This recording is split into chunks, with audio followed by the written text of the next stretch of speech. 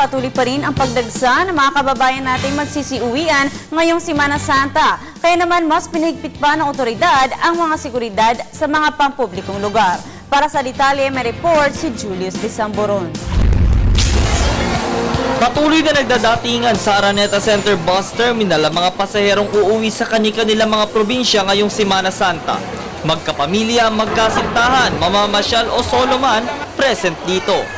Simula kagabi ay hindi din magkamayo ang pagdating at mag-alis ng mga bus pang-probinsya. Pagpasok pa lang sa entrance ng terminal ay masusi ng iniinspeksyon ng mga gwardya ang ilang bagaheng ipinapasok. Sinisiguro nilang walang ipinagbabawal na bagay ang maisasakay sa mga bus. Dito'y agad din sa yung bubungad ang Semana Santa Police ng Quezon City Police District Station 7. Nabanggit ni Police Senior Inspector Sam Padilla na nang magsimula ang paghahanda para sa Semana Santa ay walang naitalang krimen sa loob ng bus terminal.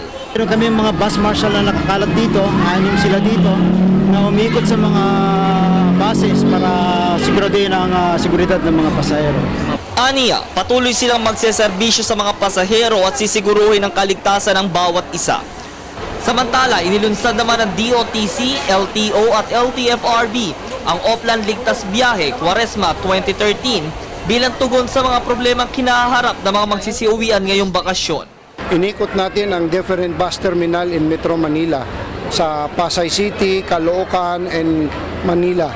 So ngayong gabi nandito po ako sa Araneta Bus Terminal para tingnan natin yung operation ng different bus terminal in Metro Manila.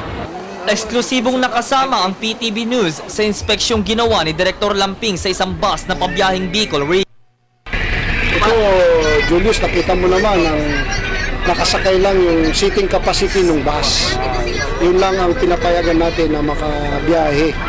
Iisa naman na naging sagot ng mga pasahero na maaga silang nagpabook o bumili ng tiket na makapili pa sila ng mga maayos na biyahe at iwas sa rush hours. Tanging hiling ng ating otoridad sa mga magsisiuwian ng kooperasyon para masugpo ang mga masasamang loob.